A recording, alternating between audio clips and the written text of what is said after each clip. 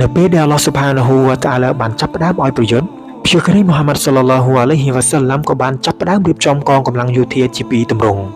ទី1អ៊ីសារ៉ាយ៉ាជាកងល្បាតតូចៗដែលដឹកនាំដោយសូហាបាត់ជាមេបញ្ជាការទី2អល់ហ្គូសវ៉ាតជាកងទ័ពធំដែលដឹកនាំដោយព្យាការីមូហាម៉ាត់សល្លឡោះអាឡៃហ៊ីវ៉ាសាឡាំដោយផ្ទាល់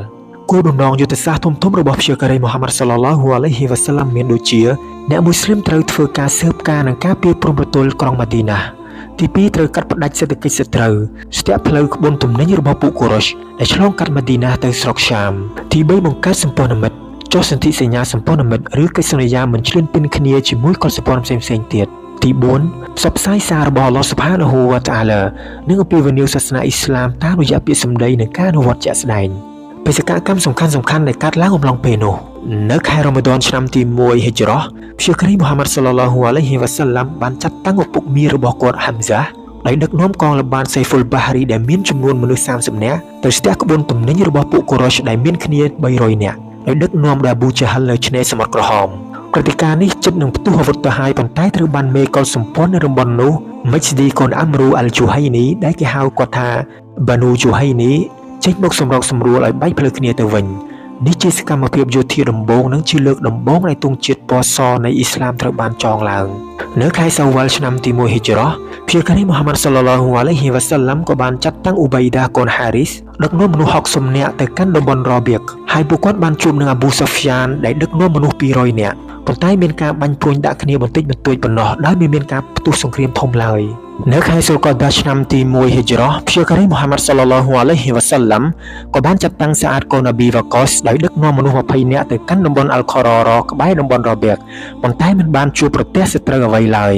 នៅខែរ៉ប៊ុលអវ៉ាល់ឆ្នាំទី2ហិជ្រ៉ោះចៅម្នាក់ឈ្មោះកូរ៉េស៊ីបានឆ្មក់មកខ្លន់សត្វពាហនៈនៅទីក្រុងម៉ាឌីណាព្យាការីមូហាម៉ាត់សល្លឡោះអាឡៃហ៊ីវ៉ាសាឡាំបានដឹកនាំមនុស្ស70នាក់ដេញតាមរហូតដល់តំបន់សាហ្វានក្បែរបាដារប៉ុន្តែចៅនោះបានរត់គេចខ្លួនបាត់នៅខែជូម៉ាឌីលអ៊ូឡាព្យាការីមូហាម៉ាត់សល្លឡោះអាឡៃហ៊ីវ៉ាសាឡាំបានដឹកនាំមនុស្ស150នាក់ទៅ200នាក់ចេញទៅតំបន់ហ្សិលអ៊ូសៃរ៉ោះដើម្បីស្ទាក់ក្បួនទំនិញរបស់ពួកកូរ៉ុសដែលកំពុងធ្វើដំណើរទៅស្រុកសាមប៉ុន្តែក្បួនទំនិញនោះបានឆ្លងផុតបាត់ពី3ថ្ងៃមុនបាត់ទៅហើយនៅខែរ៉ាចាប់ឆ្នាំទី2ហិជ្រ៉ោះព្យាការីមូហាម៉ាត់សល្លឡោះអាឡៃហ៊ីវ៉ាសាឡាំបានចាត់តាំងអាប់ឌុលឡោះកូនយ៉ាស់ឲ្យដឹកនាំមនុស្ស12នាក់ទៅកាន់តំបន់ណាខ្លា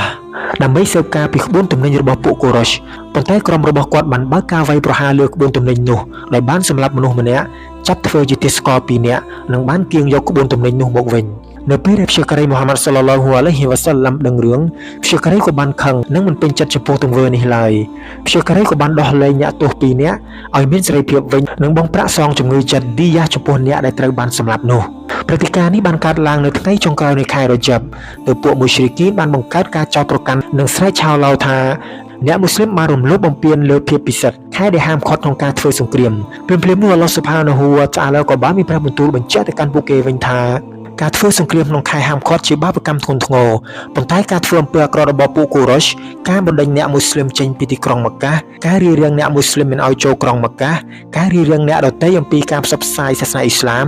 ការប្រឆាំងនឹងអល់ឡោះស៊ុបហានាហ៊ូវតាអាឡាវាគឺជាបាបកម្មធ្ងន់ធ្ងរជាងនេះទៅទៀតនៅក្នុងខែសាបានឆ្នាំទី2ហិជ្រ៉ោះអល់ឡោះស៊ុបហានាហ៊ូវតាអាឡាបានផ្លាស់ប្ដូរទិសដៅសូឡាតផ្លាស់ប្ដូរគីប្លាត់ពីមស្ជីដអល់អុកសទៅកាន់កាបាទីក្រុងម៉ាកាវិញនេះជាអ្វីដែលព្យាការីមូហាម៉ាត់សល្លឡោះអាឡៃហ៊ីវ៉ាសាឡាំស្រឡាញ់និងទទឹងរង់ចាំជាយូរមកហើយការផ្លាស់ប្ដូរនេះបានធ្វើឲ្យលេចមុខមាត់ពួកពុទ្ធបុត្រពួកមូណាហ្វីគីននិងពួកយូដាមួយចំនួនដែលចូលកាន់សាសនាអ៊ីស្លាមដោយខ្លែងបន្លំពួកគេបានបោះបង់សាសនាអ៊ីស្លាមចោលវិញភ្លាមហើយជួរកងទ័ពរបស់អ្នកមូស្លីមត្រូវបានសម្អាតឲ្យស្អាតស្អំពីពួកពុទ្ធបុត្រទាំងនេះ